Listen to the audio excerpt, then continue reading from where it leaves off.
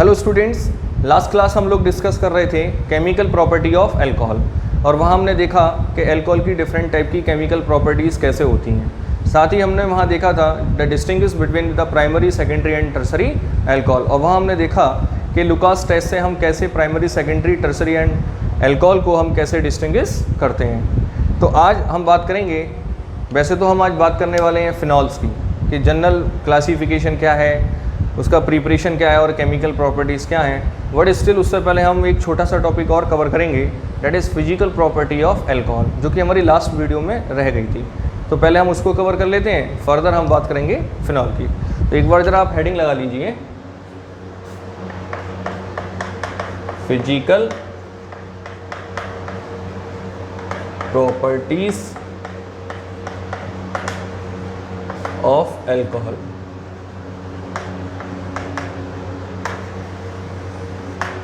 ठीक है ना।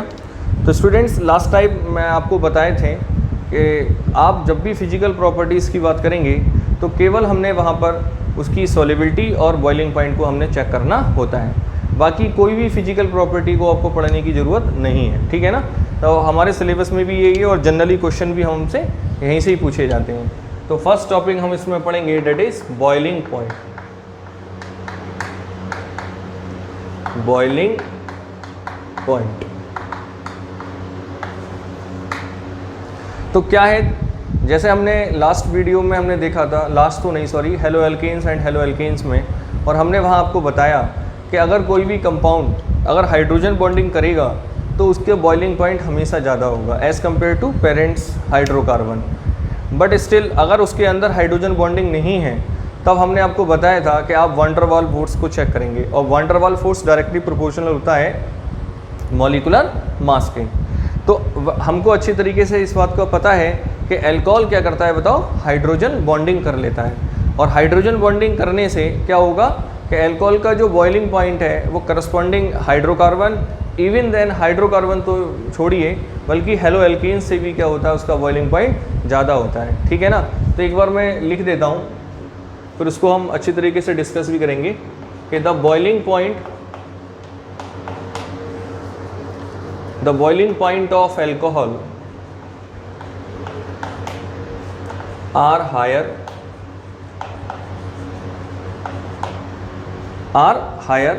than the corresponding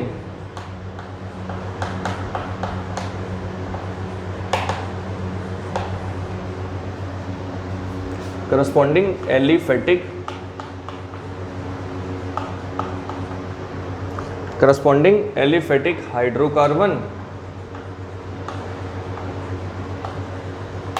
and halo alkenes। तो हम अभी डिस्कस कर रहे थे और मैं आपको बताया भी था कि अल्कोहल का जो बॉइलिंग पॉइंट होगा वो हेलो एल्केन्स के और साथ ही साथ एलिफेटिक हाइड्रोकार्बन से उसका हमेशा बॉइलिंग पॉइंट क्या होगा, ज़्यादा होगा। और ऐसा क्यों होता है, क्योंकि अल्कोहल के अंदर क्या होता है, बताओ, हाइड्रोजन बॉन्डिंग होती है। और हाइड्रोजन बॉन्डिंग भी कौन सी होती है, इंटरमॉलिक्यूलर हाइड्रोजन बॉन्डिंग। देखिए स्टूडेंट्स, आपको पता होना चाहिए कि हाइड्रोजन बॉन्डिंग क्या होता है। अगर आपको पता है तो बहुत अच्छा है, अदरवाइज़ आप क्लास 11 की केमिकल बॉन्डिंग की वीडियो देखोगी तो वहाँ जाके हमने इसको ब्रीफली डिस्कस करा है। ठीक है ना। तो देखिए, अब इतना हमारे पास टाइम नहीं है कि हम यहाँ पे हाइड्रोजन बॉन्डिंग को भी कवर करें। ठीक है ना, वो आपको आना चाहिए। तो ऐसा लिखने से पहले हम एक बात और करेंगे, क्यों होता है, due to alcohol forms intermolecular hydrogen bonding. ठीक है ना। कैसे करता है जरा आप ध्यान से देखिए, ये अल्कोहल है R बॉन्ड O, बल्कि आप ऐसा कर लीजिए, चलो ऐसे लिख लो ROH। क्लियर। बताओ, oxygen is more electronegative atom, इसलिए इस पर पार्शली नेगेटिव चार्ज आएगा और इस पर पार्शली पॉजिटिव चार्ज आएगा। ठीक है ना। तो अब हाइड्रोजन इलेक्ट्रॉन डेफिशिएंट हो चुका है, तो इलेक्ट्रॉन डेफिशिएंट हो चुका है तो यहाँ पर एक दूसरा अल्कोहल मॉलिक्यूल आएगा और उसके ऑक्सीजन पर क्या होंगे बताओ, लोन पेयर ऑफ इलेक्ट्रॉन, और वो इसको लोन पेयर ऑफ इलेक्ट्रॉन क्या कराएगा, ये प्रोवाइड करा देगा। बट स्टिल यहाँ पे भी क्या हुआ है, जरा देखो कि ऑक्सीजन मोर इलेक्ट्रोनेगेटिव है और हाइड्रोजन पॉजिटिव हो जाएगा। क्यों हो जाएगा कि ऑक्सीजन इस शेयर्ड पेयर ऑफ इलेक्ट्रॉन को अपनी ओर शिफ्ट कर लेगा। फर्दर हाइड्रोजन यहाँ पे क्या हो चुका है बताओ, इलेक्ट्रॉन डेफिशिएंट हो चुका है, और यहाँ इसको फर्दर कौन, अनदर एल्कोहल मॉलिक्यूल इसको lone pair of electron provide कराएगा। और यही ऑर्डर आगे चलता रहेगा। देखो ये नेगेटिव हो गया, यहाँ ये पॉजिटिव हो गया, तो क्या होगा बताओ, इसको यहाँ कोई इलेक्ट्रॉन प्रोवाइड कराएगा। एक काम कर लीजिए, इस R को आप थोड़ा ऊपर लिख लीजिए, ठीक है ना, नेगेटिव होगा। सिमिलरली यहाँ ये ऑक्सीजन एटम किसी अनदर एल्कोहल के हाइड्रोजन को इलेक्ट्रॉन प्रोवाइड कराएगा। तो ये ऑर्डर लगातार चलता है, और इसी बॉन्ड को हम क्या कहते हैं बताओ, ये डॉटेड लाइन की जो बॉन्ड होती है इसी को हम H बॉन्ड कहते हैं। क्लियर? तो हाइड्रोजन बॉन्डिंग होने की वजह से अल्कोहल का क्या होता है बताओ, बॉइलिंग पॉइंट हायर होता है करस्पॉन्डिंग हाइड्रोकार्बन और हेलो एल्केन से, ठीक है ना। चलो, तो अगर मैं यहाँ पे बात करूँ तो आप एक काम कर सकते हैं, देखो मैं कुछ एग्जाम्पल लिखता हूँ। मैं यहाँ पे ये मीथेन लिख देता हूँ, और ये CH3Cl, और ये लिख देता हूँ मैं CH3Br, और यहाँ लिख देता हूँ मैं मीथेनॉल। देखिए, अगर आप इनके बॉइलिंग पॉइंट की बात करें तो मीथेन का जो बॉइलिंग पॉइंट होता है वो 90 डिग्री सेंटीग्रेड होता है, ठीक है ना। अगर आप क्लोरोमीथेन का बात करें तो 249 डिग्री सेंटीग्रेड होता है। ब्रोमोमीथेन की बात करें तो 278 डिग्री सेंटीग्रेड होता है। बट स्टिल अगर आप अल्कोहल की बात करेंगे तो यहाँ होता है 337.5 डिग्री सेंटीग्रेड। अब शायद आपके दिमाग में एक बात आ रही होगी कि सर हम ये बॉइलिंग पॉइंट तो याद ही नहीं कर पाएंगे, तो आपको याद भी नहीं करने, ये तो बस मैं आपको समझाने के लिए बता रहा हूँ। अगर आप यहाँ देखें तो देखो अल्कोहल का बॉइलिंग पॉइंट कितना है, 337.5, और आप यहाँ ये देखो, ये दोनों कौन है, हेलो एल्कीन्स। क्लियर? और ये कौन है बताओ, इस अल्कोहल का पेरेंट्स हाइड्रोकार्बन, ठीक है ना। तो उन सभी से इस अल्कोहल का क्या है बताओ, बॉइलिंग पॉइंट हायर है।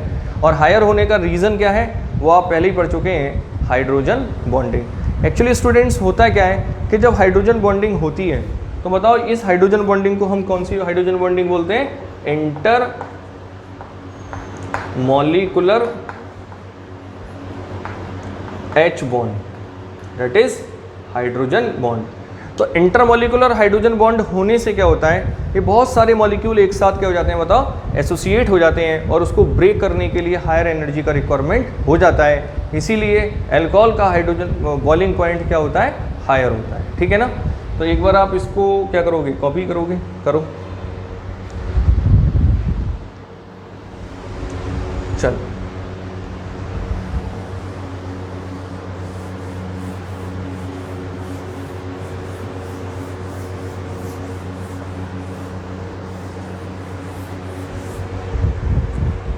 अब हम इसी ऑर्डर में आगे बढ़ते हैं और बात करते हैं, अगर हमारे पास आइसोमेरिक अल्कोहल हो, आइसोमेरिक मतलब कि उनका मॉलिक्यूलर फार्मूला क्या हो बताओ, सेम हो, बट वो अल्कोहल हो सकता है प्राइमरी, सेकेंडरी और टर्सरी डिफरेंट टाइप की हो, तब उनका बॉइलिंग पॉइंट का ऑर्डर क्या होगा।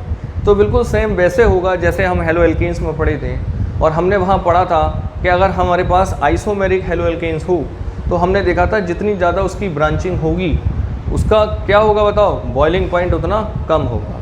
तो सिमिलरली अल्कोहल में भी वही ऑर्डर लगेगा। अगर अल्कोहल का आइसोमेरिक फार्मूले आ जाते हैं, ये आइसोमेरिक अल्कोहल्स हमारे पास बहुत सारे आते हैं। आइसोमेरिक का मतलब क्या है बताओ, कि जिनका मॉलिक्यूलर फार्मूला सेम हो बट उसका स्ट्रक्चर क्या हो बताओ, डिफरेंट हो। तो ऐसे ही अल्कोहल का बॉइलिंग पॉइंट भी हम नंबर ऑफ ब्रांचिंग पर देखते हैं। तो जितनी ज़्यादा नंबर ऑफ ब्रांचिंग होगी उसका बॉइलिंग पॉइंट भी उतना कम होगा, क्योंकि उसका सरफेस एरिया क्या हो जाता है, कम हो जाता है। तो इस बात को भी हम लिख देते हैं। और क्या लिखना चाहते हैं ज़रा ध्यान से देखिए, हमने लिखा है amongst isomeric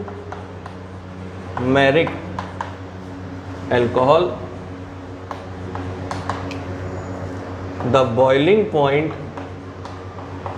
decreases with branching.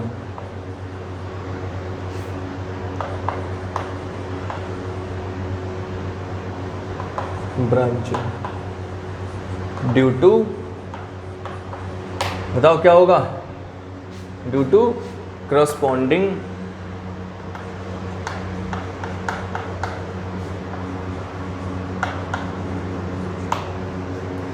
Decrease the surface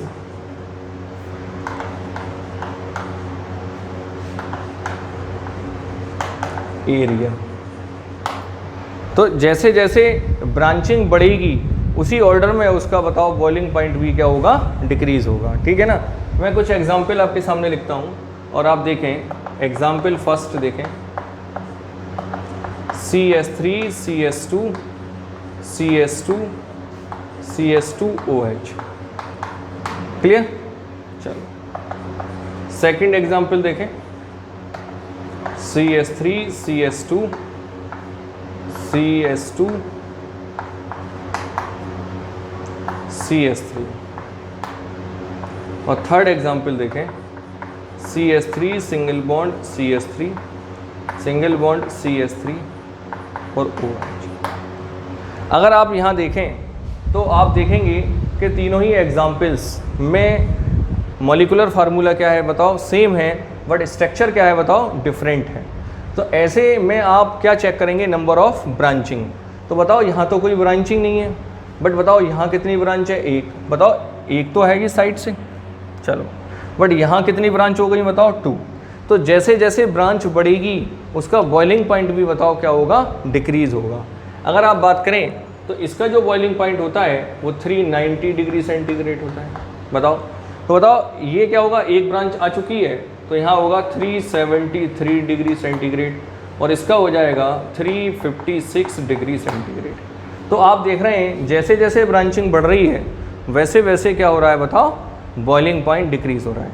पहली बात। दूसरी बात, अगर आप इसमें चेक करें तो ये 1 डिग्री अल्कोहल है, ये 2 डिग्री अल्कोहल है, ये 3 डिग्री अल्कोहल है। तो इससे एक बात और प्रूफ हो रही है कि हमेशा बॉइलिंग पॉइंट जो होता है वो 1 डिग्री अल्कोहल का हमेशा ज़्यादा होगा, देन 2 डिग्री, देन 3 डिग्री। बहुत इंपॉर्टेंट है।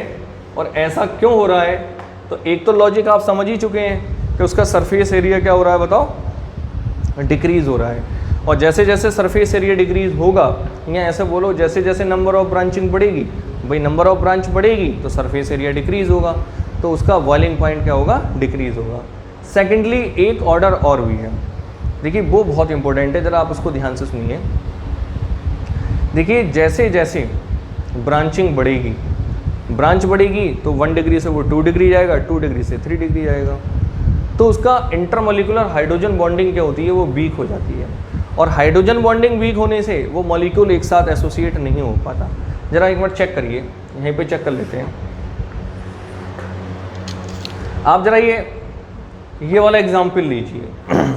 First CS3 CS2 CS2 CS2 और ये O बॉन्ड H। अब जरा देखिए, बताओ एल्काइल ग्रुप क्या करेगा बताओ, प्लस आई इफेक्ट करेगा। यहाँ ऑक्सीजन नेगेटिव और ये हाइड्रोजन क्या होगा, पॉजिटिव। अगर आपको हाइड्रोजन बॉन्ड आता है तो अब ये टॉपिक को अच्छी तरीके से आप समझ सकते हैं।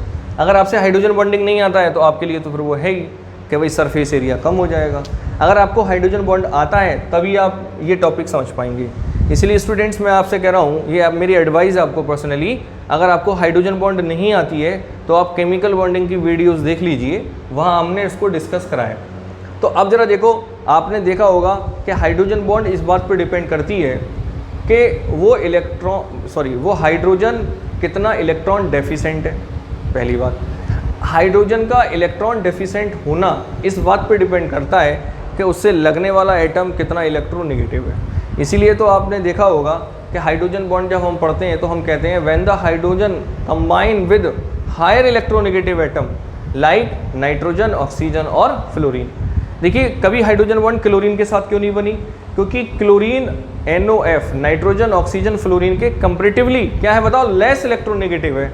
और लेस इलेक्ट्रोनेगेटिव होने से अगर मान लो, देखो एक बार ध्यान से सुनो, हम क्या भाई HCl में हाइड्रोजन बॉन्ड क्यों नहीं है, बिकॉज क्लोरीन इतना इलेक्ट्रोनेगेटिव नहीं है कि हाइड्रोजन को इलेक्ट्रॉन डेफिशिएंट कर दे। बात नंबर 1। तो वही बात मैं आपसे कहना चाह रहा हूं कि अगर आप यहां देखें तो oxygen is more electronegative than the shared pair of electron shifted to on side, और जब अपनी ओर शिफ्ट कर लेगा तो इस हाइड्रोजन को क्या कर देगा बताओ, इलेक्ट्रॉन डेफिशिएंट कर देगा। क्लियर। और जब डेफिशिएंट कर देगा तो एनोदर क्या होगा बताओ, कोई एल्कोहल मॉलिक्यूल आएगा और वो इसको लॉन पेयर ऑफ इलेक्ट्रॉन या ऑक्सीजन प्रोवाइड कराएगा और इस तरीके से हाइड्रोजन बॉन्ड बनेगी। क्लियर है ना। अब हम बात करें इसकी सेकेंडरी अल्कोहल की।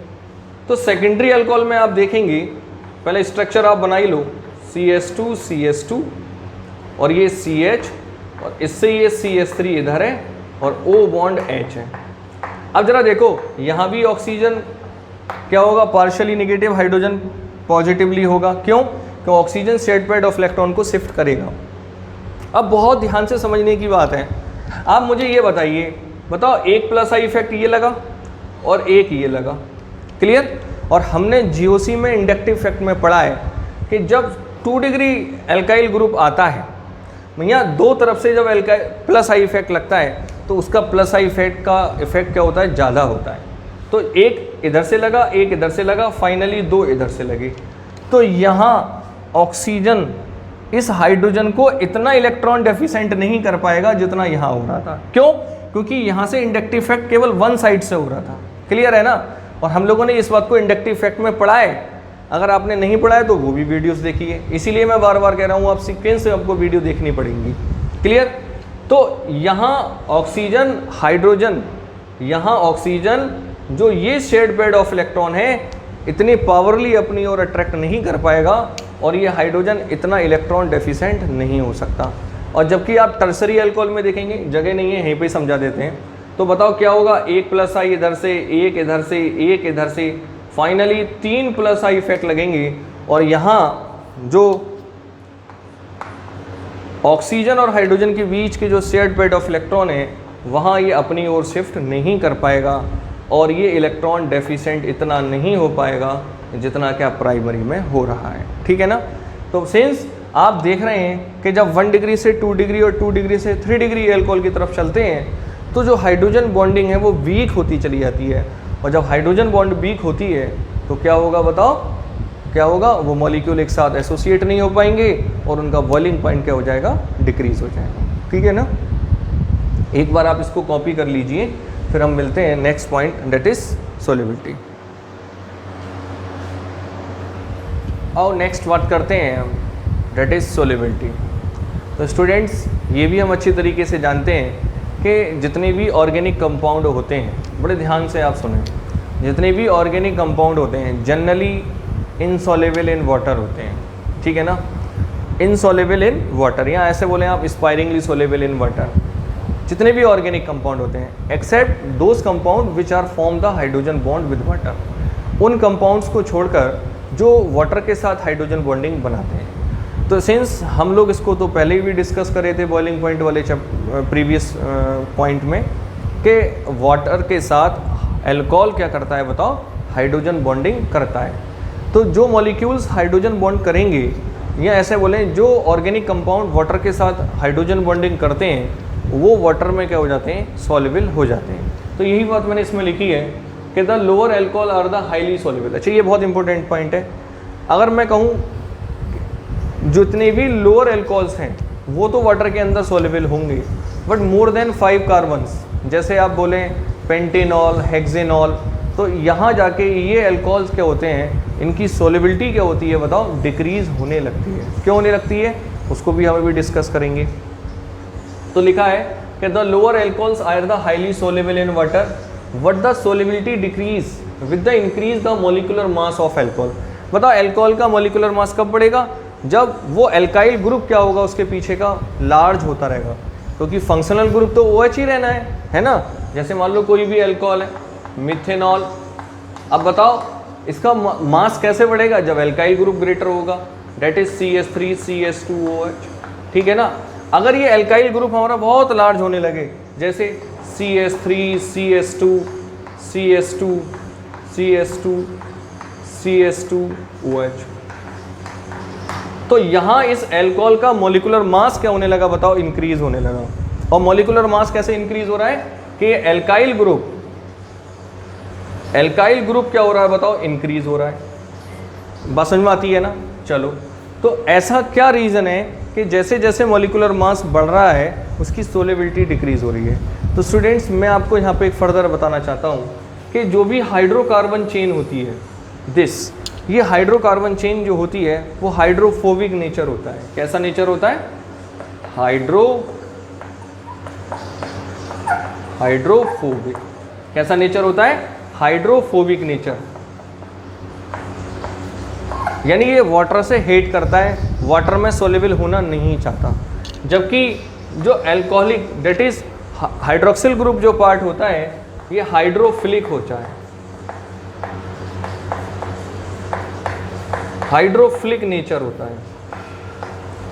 तो होता क्या है, अगर ये अल्काइल ग्रुप लार्ज होने लगेगा तो क्या होगा, हाइड्रोफोबिक नेचर बढ़ेगा, और हाइड्रोफोबिक नेचर बढ़ेगा तो उस वाटर की सोल्युबिलिटी क्या होने लगेगी बताओ, डिक्रीज होने लगेगी। बात समझ में आ रही है ना। तो बस ये एक छोटा सा पॉइंट था, आप ध्यान रखेंगे कि अल्कोहल वाटर में सोल्युबल होता है। क्या होता है? क्योंकि उसके अंदर हाइड्रोजन बॉन्डिंग होती है, बट अल्कोहल का मॉलिक्यूलर मास बढ़ेगा तो उसकी सोल्युबिलिटी क्या हो जाती है, डिक्रीज हो जाती है। ठीक है ना। एक बार आप इसको कॉपी कर लीजिए, फिर मिलते हैं हम नेक्स्ट टॉपिक से।